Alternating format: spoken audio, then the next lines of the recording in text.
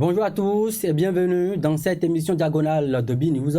Jared Mitore, bonjour. Bonjour Joël. Ensemble, nous recevons sur ce plateau Mathieu Avlessi, acteur politique, membre fondateur du parti Bloc républicain, coordonnateur national adjoint de l'initiative des cadres pour la réélection du président Patrice Talon. Mathieu Avlessi, bonjour. Bonjour Joël, bonjour Monsieur Mitopper. Bonjour Monsieur Avlessi. De l'autre côté, bonjour aux chers téléspectateurs. Merci d'avoir répondu à notre invitation. Je vous remercie aussi. Avec vous, nous parlerons de la tournée nationale du chef de l'État Patrice Talon.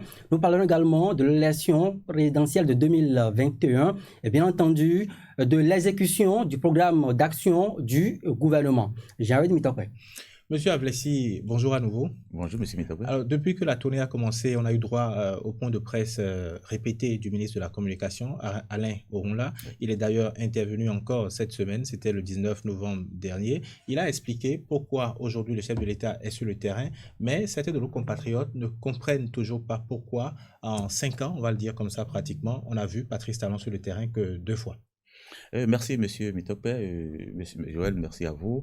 Je pense que le ministre est dans son rôle, le rôle d'informer nos populations sur ce qui se fait par le gouvernement. Il est membre du gouvernement pour ça. Mais j'ai dit, je justifie la descente du président de la République. Certes, ça a pris du temps. Ça a pris du temps parce que, j'ai dit, le chef de l'État est dans une logique managériale, parce que le bon manager devrait pouvoir incarner 5 qualités dont j'ai parlé dans d'autres contextes.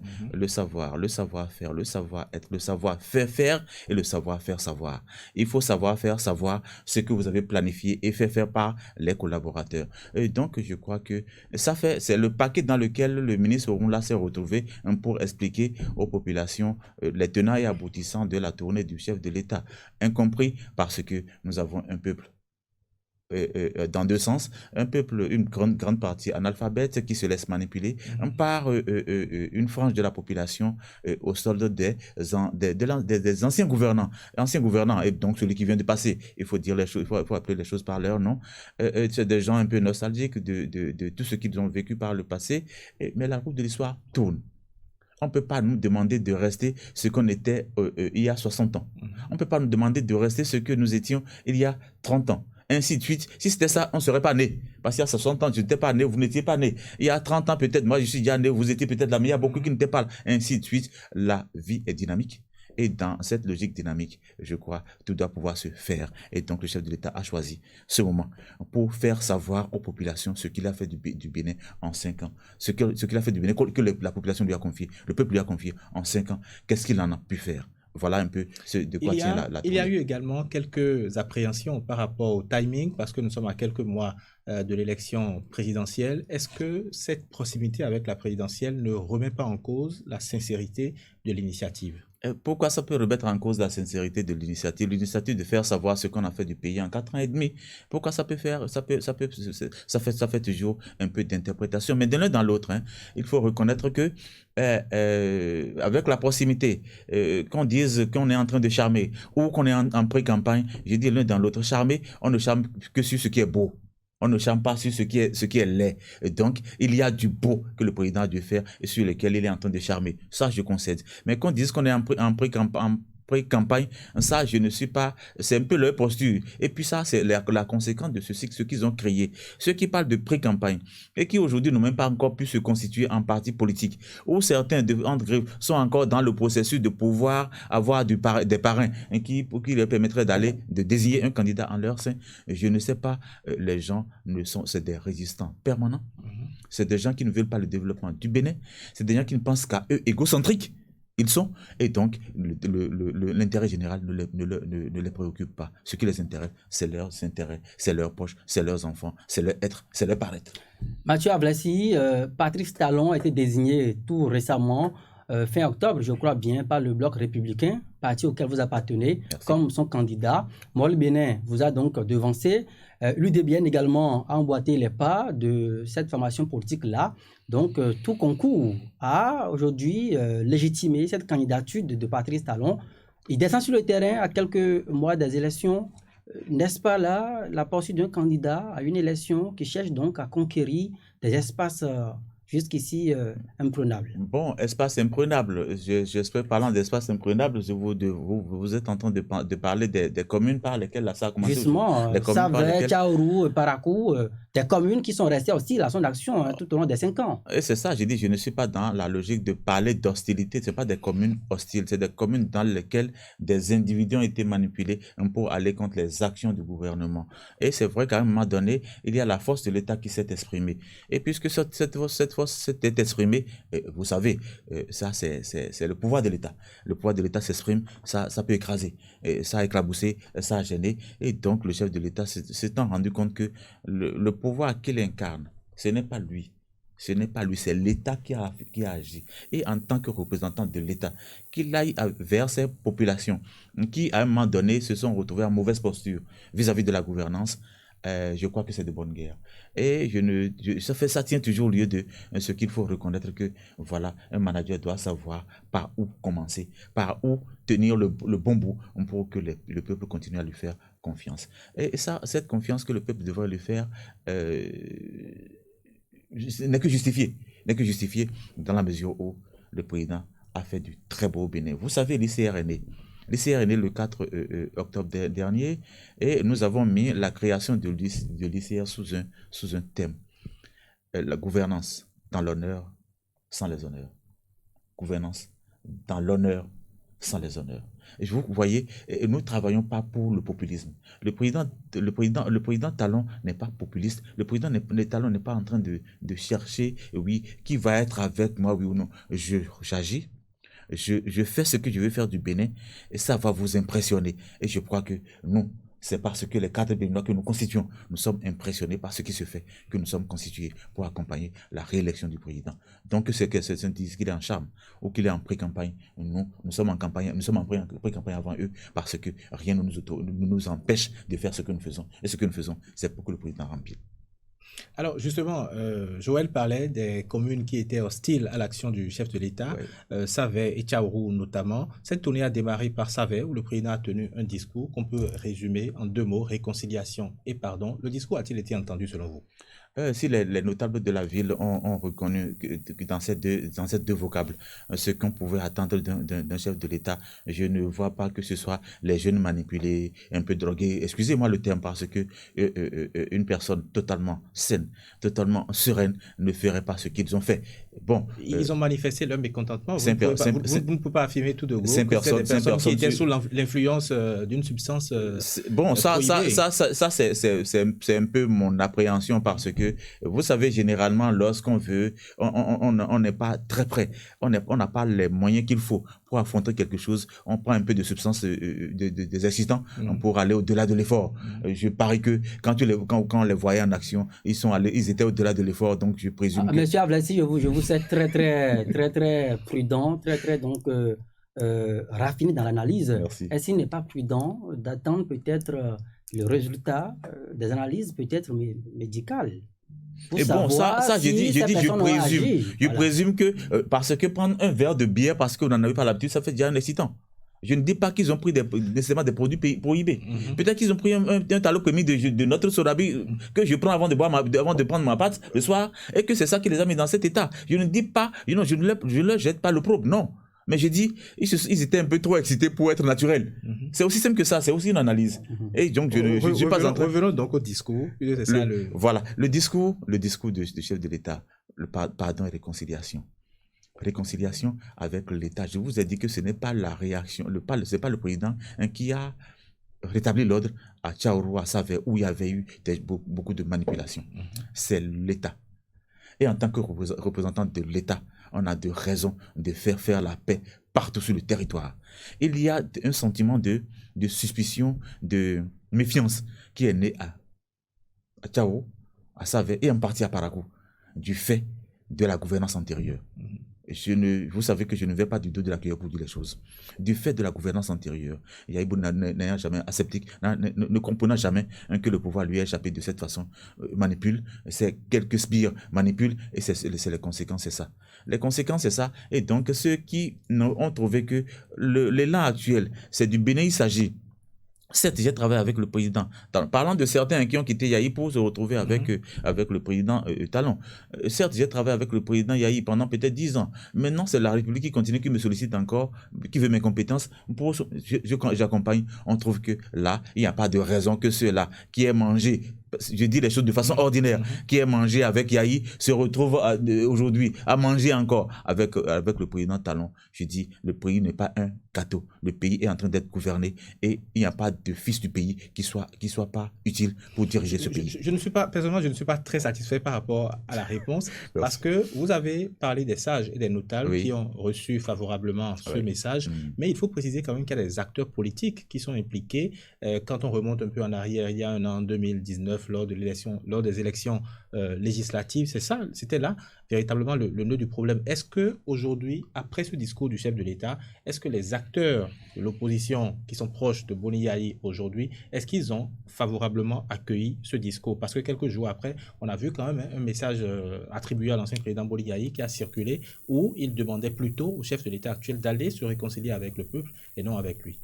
Le président n'a jamais demandé à se réconcilier avec Yahi, c'est avec le peuple qu'il a demandé la réconciliation, c'est pas avec Yahi. Il n'a rien à foutre avec Yahi. Si Yahi se met dans une posture de je ne sais quoi, d'opposant, pendant qu'on a besoin de lui, on a besoin de son expérience pour continuer à gérer le pays, moi je dis c'est tant pis pour lui. Excusez-moi, c'est tant pis pour lui. Mais le président ne veut pas se réconcilier, il n'a pas besoin de se réconcilier avec lui. Il se réconcilie avec son peuple. Et donc, c'est un non-événement. Que le président Talon Yahi a demandé au président d'aller se réconcilier. C'est un non-événement. Moi, j'appellerai pas, je n'ai même pas lu à fond. Quand j'ai parcouru, je dis c'est sans importance ça. Alors, est-ce que, Mathieu Vlessi, vous ne risquez pas d'être traité de pyromane, alors que le chef de l'État lui-même est dans une démarche de réconciliation? Je vous rappelle qu'à Parakou notamment, il a dit publiquement qu'il mandatait les sages et notables d'aller demander à Yahi de bien vouloir mettre de l'eau dans son vin, qu'il est disposé d'ailleurs à le rencontrer chez lui, à Tchaourou ou à Parakou, pour que la paix puisse revenir au pays. Alors, si on vous entend sur ce plateau et que vous dites que Patrice Talon n'a pas besoin de se réconcilier avec Yahi, est-ce que le risque d'être traité de pyromane n'est pas là? Merci. Ça, c'est la démarche de l'homme de paix. Parce que Yahi Boni est en train de manipuler les enfants à la base. Et c'est parce qu'il manipule les enfants qu'il dit, bon voilà, arrête de faire ça. S'il doit le voir pour lui dire, arrête de faire ce que tu fais, ça, ce n'est pas, la paix, ce n'est pas avec lui, ce n'est pas Yahi, c'est ce qu'il Yahi fait des jeunes qui n'est pas bien. Ce n'est pas normal que parce que j'ai profité de l'État pendant 10 ans, encore que s'il faut remonter, Yahi c'est un enfant, je ne sais quoi, c'est l'enfant le plus gâté du Bénin. L'enfant le plus gâté du Bénin, sorti de l'université, il est allé à la banque. De la banque, il s'est retrouvé à la BCAO. De la BCAO, il s'est retrouvé à la BOAD. De la BOAD, il a pris le pays. C'est tout gratuit, ça. Tout le monde a un parcours. C'est son parcours. Oui, il faut le reconnaître. Je dis, c'est ça, chance. C'est son étoile. Mais que quelqu'un qui a eu ça, tout ça d'un pays, ne parvienne pas à dire, attention, le pays m'a tout donné. Il faut que je lui donne en retour tout ce que j'ai et qu'il manipule contre la gouvernance actuelle et qui est bien au-delà de ce qu'il a fait. Il était notre déception. Moi, j'ai travaillé l'avènement de Yahi. Il est là, il sait. J'ai travaillé son avènement 3 ans avant la campagne, avant l'élection présidentielle. 2006. Avant 2006. Donc de 2003 à 2006, j'ai travaillé, j'ai cotisé. Ça, je vous le dis, j'ai travaillé, j'ai cotisé par mois. J'avais un taux par mois. Les gens sont là. Ceux qui me connaissent savent que je ne dis pas ça pour le dire. J'ai cotisé à son avènement. J'ai travaillé à son avènement. J'étais en poste quelque part en tant que... C'est un militant déçu, floué, berné. Déçu, non pas berné parce que j'avais cru en lui. J'ai pensé que, attention, la gouvernance stationnaire qu'on a eu avec le retour de Kérékou, il fallait être comme un élan de développement. Il fallait un élan de quelqu'un qui voit un peu les choses autrement. Économiste, tout ça qu'on a vu. On a eu confiance. Cadre comme nous, on a eu confiance en l'ami, mais c'est la déception à mon niveau. Et je dis, c'est vrai que quelque part, on m'a fait quelques propositions dans le temps. Ça, je le dis comme ça ici, qui ne m'ont pas plu parce que je dis, moi j'étais dans des projets où, là où j'ai travaillé, c'est la rémunération et les avantages sont minimes autour de la rémunération. Là-bas, on vous donne un petit salaire avec 10 fois le salaire comme avantage. Ce n'est pas normal. Et c'est ça, c'est le mode de gouvernance de Yahi. Il n'avait rien de banquier. Moi, je suis foncièrement déçu de sa gouvernance. Et ce n'est pas parce que je suis déçu que j'ai rien contre lui en personne. Et donc, le président Talon, ayant été son ami, et ayant compris que, bon, voilà, il manipule les gens à la base, dit, je peux encore le rencontrer pour que nous lui demandions, pour qu'ensemble, on essaie de gérer le pays dans la paix. Et donc, c'est la démarche. Ce n'est pas pour dire que, entre les deux, c'est le jour et la nuit, non. Alors, que doit faire maintenant Yahi après cette main tendue du chef de l'État. Je pense que c'est le sens de la question que posait tout à l'heure Charles Mitokper, parlant donc de l'entourage de M. Bouniaï. On a écouté au cours de la semaine l'ancien secrétaire général du gouvernement, Alassane Tigri, qui également a réagi et qui a fait savoir que il ne s'agit pas de limiter ce pardon, bien cette réconciliation entre Patrice Talon et Bouniaï, mais qu'il fallait convoquer une assise nationale pour régler les problèmes de l'heure. Assise nationale avec qui? On n'en est pas là. Ça, je concède ça à Tigri, c'est un ami personnel. Je lui concède son point de vue. Et vous avez, en Afrique de l'Ouest, l'exemple que nous avons, c'est paix à son âme, c'est Rawlings. Rawlings, ce qu'il a fait du Ghana. 10 ans, d'abord, de mise à jour du pays. 10 ans de démocratie, puis c'est retiré. 10 ans de mise à jour. Bon, on n'en demande pas autant parce que le contexte n'est pas le même. Je me rappelle au début de la gouvernance du président Talon, je disais que, vous regardez bien, ça c'est le Rawlings civil du Bénin. Et si nous suivons, si nous ne décevons pas et que nous accompagnons ça, nous allons voir le Bénin métamorphosé. Et c'est pourquoi nous dit, notre thème ici, c'est le Bénin métamorphose avec une gouvernance sans les honneurs, mais l'honneur et la probité. Ça, nous sommes en train de nous convaincre que le président Talon fera un autre Ghana. Bon, élan du Ghana, hein, c'est pas le même contexte. Élan du Ghana en Afrique de l'Ouest, pour que demain, ça se passe autrement. Regardez bien, comment on appelle-t-on, entre l'actuel président du Ghana et le père à son âme, le défunt Rawlings, il y avait au départ que le président actuel avait une haine viscérale contre Rawlings.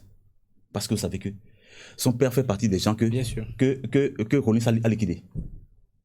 Et de l'histoire que j'ai entendue, ce petit disait à sa mère, je vais le tuer, aller rendre compte à mon père.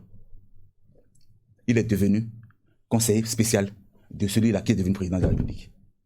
Rawlings est devenu conseiller spécial de ce garçon qui avait juré tuer Rawlings pour aller rendre compte à son père. C'est ça. Ce que fait le président Talon aujourd'hui est incompris par beaucoup de populations. Mais je dis, quand il a dit vous allez le porter, moi je pense déjà que ce qu'il fait déjà, c'est déjà dans la logique de ce qu'on parvient à le porter en triomphe. Il y a beaucoup d'incompréhension justement sur cette sortie du président. Si nous sommes là, c'est pour la présidentielle. Merci. Nous parlons du discours qu'il a tenu après la réconciliation, le pardon également. Il a parlé du récépissé des démocrates. Il a parlé également de la prochaine élection présidentielle qui sera inclusive. À la suite de ces propos, il y a le secrétaire général ou le premier vice-président du parti en constitution, les démocrates, qui a estimé que ce discours était malheureux. Selon vous, est-ce qu'il a mal compris le fond de la pensée de Patrice Talon, ou il y a effectivement des éléments qui font aujourd'hui que les membres de ce parti politique de l'opposition puissent ne pas être d'accord avec ce discours ou ne pas être d'accord avec la démarche politique? Bon, je pense, et merci monsieur Mitokpe, je pense que les membres de ce parti, les démocrates en cours de constitution, à un moment donné avaient observé de la résistance, vous savez. Et donc, c'est eux qui ont sorti le mot, bien la terminologie, élection inclusive, que les jeunes utilisent à la base. De quoi ils se mêlent? Ils ne sont pas candidats aux élections locales de leur quartier. Et puis, ils parlent d'élection inclusive, et par rapport à ça, ils font ce qu'ils font là. Je crois ce qui se passe,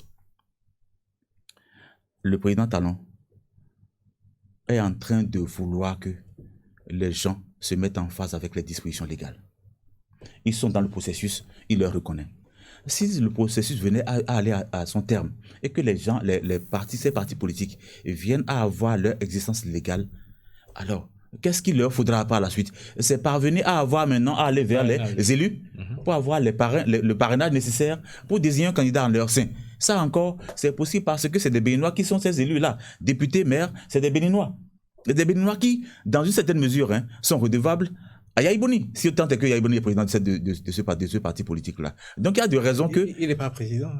Bon, président, il est membre, j'allais dire. Il est membre, c'est Eric, monsieur, vous êtes le président. D'accord, il est membre du parti, mais président d'honneur, je crois bien.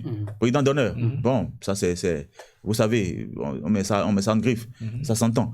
Donc, je crois que c'est une façon de dire respecter les dispositions légales. Et autant que faire se peut, vous auriez, et je pense que vous allez vers les Béninois, ils vont vous accepter le parrainage pour que vous alliez aux élections, pour qu'on parle en fin de compte d'élections inclusives. Parce que le processus est en cours, je dis parlant de Rawlings qui a mis 2 partis en place et tout ça. Oui, la logique est là parce qu'on ne peut pas gouverner un pays avec des centaines de partis politiques. Il faut restreindre un peu. Mais que le Bénin s'en sorte avec 3 grands partis, n'en déplaise. Pourquoi pas? Et donc, c'est pourquoi je dis que les démocrates parviennent à tenir le coup, à respecter les dispositions pour aller aux élections, ce serait tant mieux. Alors, maintenant, dans une certaine mesure, s'ils ne viennent pas à le faire, qu'ils continuent de se mettre à jour. Parce qu'au-delà de 2021, il y aura d'autres élections. Il y a d'autres élections. D'accord. Et le pays ne s'arrêtera pas en 2021. Mathieu Avlassi, le chrono tourne très, très, très vite. Merci. Alors, le chef de l'État a nommément cité le Parti des démocrates comme parti qui ira aux élections. La FCB également cité comme parti, grand parti, devant participer aux élections. Oui. En marge du Conseil des ministres tenu donc ce mercredi, le ministre Alain Orunla également est revenu dessus que Patrice Talon a appelé publiquement les maires, les députés à offrir le parrainage à ces candidats et qui seraient donc issus des formations politiques se réclamant de l'opposition. Alors, avec toutes ces assurances données par Patrice Talon, pourquoi concrètement, selon vous, les opposants continuent-ils de penser que c'est à mettre sous le coup de la ruse et de la malice? Je pense que c'est des gens qui perdent confiance en eux. Ils perdent confiance en eux, si tant est que celui qui est là et qui, donc parce que de votre fait, vous n'avez pas pu participer aux élections législatives et donc vous n'avez pas de députés.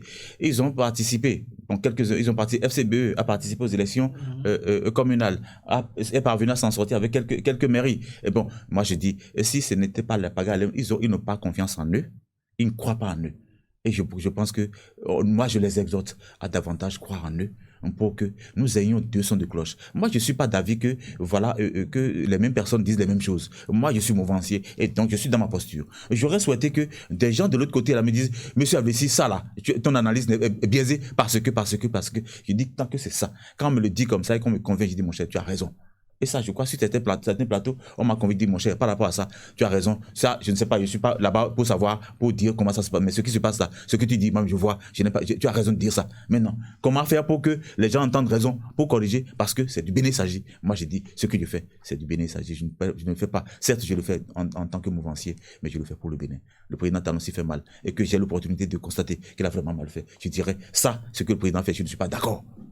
Est-ce qu'il ne serait pas plus bienséant pour le pouvoir de peut-être déléguer, vous êtes membre d'un parti politique, Oui. De mettre directement à disposition de ces élus, de ces partis de l'opposition, les 16 députés classifiés, peut-être que ça donnerait peut-être la preuve matérielle que vous êtes sincère. Non, tu vois, excuse-moi, je tutoie très vite et nous sommes amis, c'est pourquoi je te tutoie. Que les téléspectateurs m'en excusent, sinon je suis sûr que je n'étais pas autorisé à le dire. Donc, vous voyez, désigner des parrains pour un parti politique, ça ne fait pas démocratie.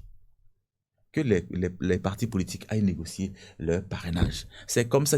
On n'est pas en train d'inventer la roue. Hein. La roue existe et nous sommes en train de faire usage de la roue. Peut-être qu'on la change un peu la roue là pour que ça tienne compte de notre sol. Donc, ce qui se passe ailleurs, ce n'est pas qu'un parti au pouvoir donne des parrains à d'autres partis de l'opposition. Les partis de l'opposition vont chercher, chacun va chercher ses parrains. Ils vont être dans la démarche, ils vont faire la démarche démocratique pour décrocher leur parrainage, mais leur mettre à disposition, mon cher. Si le président le fait comme ça, je vais décrier.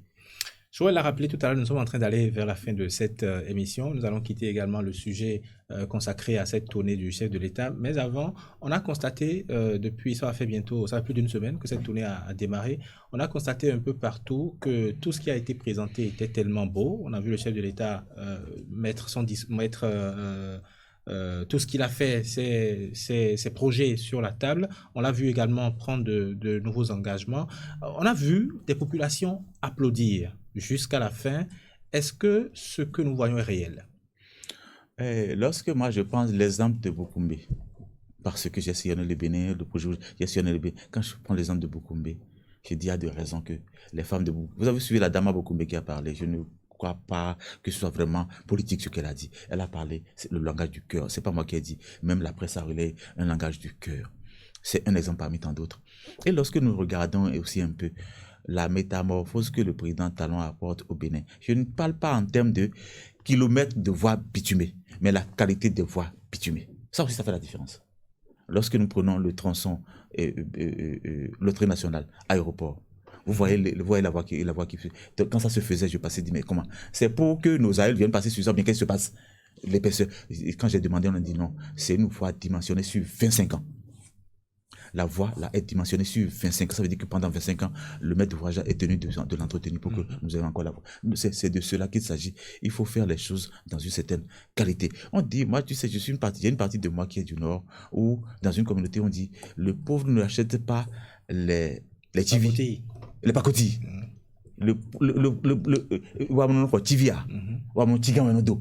Parce que le sol là, tu peux porter ça sur 1 an. Parce que tu mets dans l'eau. La nuit, tu peux laver et reporter le lendemain, c'est toujours propre. Ce n'est pas, quand c'est pas cotille là, tu mets ça dans l'eau, c'est que c'est foutu. Donc voilà, je crois que nous sommes pauvres. Nous devons travailler à avoir des infrastructures durables. Et c'est ce à quoi le président Talon est en train de nous accommoder. Apprenons à travailler sur la durée, au lieu de faire du saupoudrage. Vous avez vu des goudrons qu'on nous avait laissés d'à peine 1 centimètre d'épaisseur. Quelques semaines après, vous voyez la voie de Zé, il y a déjà des fissures sur cette voie-là. On nous l'a livré quand? Sur la voie de Zé. Ça, c'est à reprendre. Et ça, je crois que le président Talon a déjà dit à celui qui l'a exécuté. Ça, je ne suis pas d'accord avec ça. Et c'est de cela qu'il s'agit. On nous a tellement fait du saupoudrage. On nous a tellement vendu du vent. Et ça, je crois que c'est pourquoi je reconnais des mérites au président Ngouidi. Le président Ngouidi, vous savez comment il avait traité la gouvernance Yahi, gouvernance ventilateur. Donc le président Yahi nous a tellement brassé de l'air que maintenant on en est là à voir autrement, à voir autre chose. Et on veut toujours de l'air brassé comme le président Yahi. On ne veut pas de brassage d'air, on veut des réalisations. D'accord. Alors Patrice Talon a plusieurs reprises a assumé son statut de président impopulaire puisqu'il a pris le risque d'être impopulaire. Est-ce qu'avec cette descente sur le terrain, avec la population montrée quand même par la presse en liesse, est-ce qu'on doit dire qu'il s'était trompé? Non, quand il dit qu'il est impopulaire, c'est qu'il pose des actes, il fait des actions courageuses. Et ces actions, c'est contre des intérêts de beaucoup de gens qui donc vont manipuler. Et il est conscient que les gens contre qui ces actions vont manipuler à la base. Et c'est pourquoi il me l'a dit en face. Il dit, monsieur Ablé, si tu me défends, je suis très impopulaire. Hein. C'est pas facile pour toi. Je dis, bon, moi, je défends ce que je vois, je défends le Bénin. Et donc, je crois que ce n'est que fondamentalement ça. L'impopularité du chef de l'État, il est conscient que, je suppose un instant, mon cher ami, que je me mette au travers de vos intérêts. Attention, vous n'allez pas me voir de bons yeux. C'est pas possible. Et donc, c'est ça, c'est de cela que tient son impopularité dont il parlait. Sinon, c'est pas que le peuple n'est pas d'accord avec lui. Le peuple voit ce qu'il fait. Mais on nous a tellement brassé de l'air que maintenant, là, on trouve que maintenant, on a chaud. On veut de brasseurs d'air. Mais nous, le Bénin, la gouvernance du Bénin ne veut plus de brasseurs d'air. On veut des gens qui vont faire réaliser des choses pour le Bénin. Très bien. Nous allons sortir de cette émission. Mais avant, je voudrais que vous puissiez rapidement opiner sur ce discours d'apaisement tenu par le président national de l'Association des chasseurs du Bénin qui, après la main tendue du chef de l'État, le discours sur le pardon, est sorti pour dire eux, ils sont d'accord pour aller au pardon et également adresser une invitation à Patrice Talon qui devra faire un tour à Tchaourou, je le dis comme ça, dans les maisons des personnes peut-être qui ont été fauchées. Oui, merci beaucoup. Je pense que cela me justifie à dire que c'était des gens manipulés parce que les chasseurs là ne sont pas, c'est pas de leur propre chef qu'ils ont fait ce qu'ils ont fait. Ils étaient manipulés. Et donc que leur président vienne à dire attention ce que fait le père de la nation. Il est père d'une frange de la population. Le chef des chasseurs, parce que c'est une corporation très difficile. Il est chef il a vu comment les choses se sont passées. Des gens qui sont non. Donc c'était des manipulés. Alors que le chef de l'État vient à tendre une perche, il prend la perche. En tant qu'un bon manager, pour que la paix revienne partout dans le Bénin. C'est de la paix au Bénin qu'il s'agit et non des individus. Merci à vous. Ça sera votre conclusion. Monsieur Mathieu Avlessi, acteur politique, membre fondateur du parti chez Bloc républicain, coordonnateur national adjoint de l'initiative des cadres pour la réélection du président Patrice Talon. Merci d'être passé opiner sur notre plateau. Merci, monsieur le journaliste. Merci, monsieur Mitopé. Je suis toujours disponible pour être avec vous. Plaisir partagé. Et c'est la fin de cette émission. À très vite.